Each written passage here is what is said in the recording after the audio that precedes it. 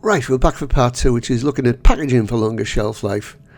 And also better control generally of the understanding of shelf life. Here's why we package food. A number of reasons there which are listed. We package food to allow it to last longer.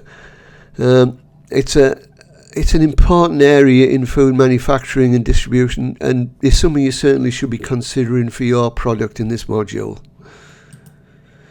Here's some examples. Modified atmosphere packaging is a packaging system that involves changing the gaseous atmosphere surrounding a food product inside a pack and using packaging materials and formats with an appropriate level of gas barrier to maintain the changed atmosphere to an acceptable level for the preservation of food. This often involves removing oxygen and replace it with something like nitrogen or carbon dioxide. There's a couple of videos there which will give you a quick summary of some of the issues and some of the applications. Yeah, so non-oxidizing, so removing oxygen basically. Banavac is quite a well-known one. It involves sealing bananas in tightly fitting plastic.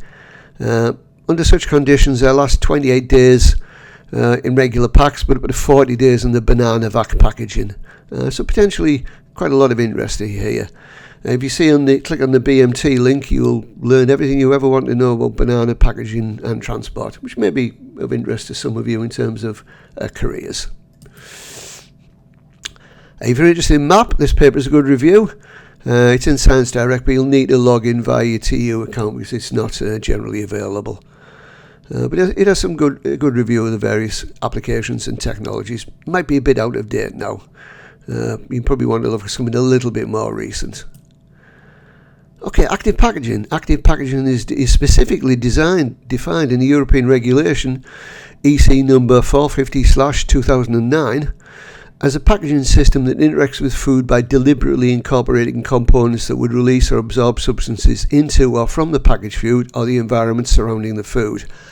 To do various things, typically to extend shelf life, reduce food discoloration, which we've talked about in the past, maybe delay, and ultimately delay senescence, that is the fruit getting old, reduce browning and the incidence of mould. And again, there's another good link there if you're interested, a fairly recent paper. Here are some examples, and many more are in use and development. This is a big area in food technology now. Click on these videos for more links and background. There's some good information in them.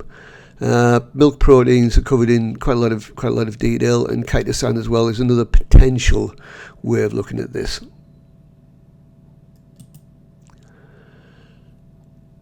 Science Direct defines edible coatings as coatings and films that constitute a viable means of incorporating food additives and other substances in order to enhance colour, flavour, texture and control microbial growth, and they are edible. So you basically coat the food with, for example, xanthan gum, and you can just eat the food through the coating. Xanthan gum is a polysaccharide Xanthan gum is a polysaccharide with many industrial uses, including as a common food additive. And again, there's a link to a series of papers there in Science Direct. Often when you search for these things, you'll find Science Direct as a collection of papers, which are well worth having a peruse through if it's an area you're interested in. Just a few examples. I've no doubt that many more are available since I posted this list in the original presentation last year. Okay, intelligent packaging, another definition from our friends in Europe. EFSA defines intelligent packaging materials as materials and articles that monitor the condition of packaged food or the environment surrounding the food. They have the ability to communicate the conditions of the packaged food, but don't interact with the product, so a bit different from active packaging. Their aim is to monitor the product and transmit information to the consumers. An interesting area. It adds quite a lot of expense, it has to be said, to be packaging, but it's something which a lot of people are looking, and again there's a review there from last year of various applications for those who are interested in perhaps doing this, looking at this further at master's level. Time and temperature is one of the classics, of course, a key factor in food safety, and being able to monitor such details accurately may help reduce food waste. There's a couple of links there.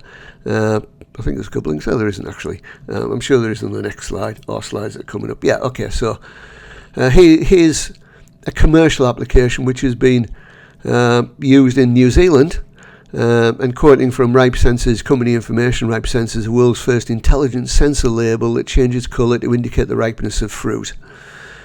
The sensor works by reacting to the aromas released by the food as it ripens. As you probably know, molecules like ethylene oxide are involved in this process quite a lot. The sensor is initially red and graduates to orangey and finally yellow. By matching the colour of a sensor to your eating preferences, you can now accurately choose food as ripe as you like it. Obviously, this new technology is expensive when it first comes into use, but with time and larger scale, it will become quite a lot cheaper. I'm sure it will become very common in the next few years. Okay, moving on. Here's another commercial example. Indicators changing colour based on dyes, and there's an example there of a bakery over here, of a bakery which you can have a read of what they've done. Smart labellings, monitoring food life. Okay, blockchain. I mentioned this a couple of times. It's likely to be very important in the control of supply chains and presenting information to the consumer. Blockchain is complicated and is somewhat associated with dubious practices in money management, which we're not going to go into. It provides the ability to from our point of view, provides the ability to instantaneously trace the entire life cycle of food products from origin of ingredients through every point of contact in its journey to the consumer, and bolsters credibility, efficiency and safety. IBM's very big in this technology. If you click on this video, you can see some of the things they've been doing. Also, this open link resource here is good for general background, and some of the applications has been used. Much more information from IBM here. It goes into quite a lot of details. Ultimately, what is needed is a technology that is transparent and easy to use for all interested parties, and that's where a lot of the focus is. The underlying technology, as in many cases, we don't really need to worry too much about it unless you happen to be in the business of managing the technology. What we're interested in, how it can be used with farmers, distributors, food manufacturers, and ultimately consumers. So just some examples of a rapidly growing technology, and again, if you can link through to the information here from places like Carrefour and Kirchin from China, quite a lot of work's already been done. Yeah, so for completeness, I'll include a few slides summarising the process. I'm not going to go through this. As mentioned before, the system should not need users to engage with this level of detail. If you are interested, there's plenty of resources out there. I'm sure there's lots of YouTube videos which explain it in various levels of, clarity.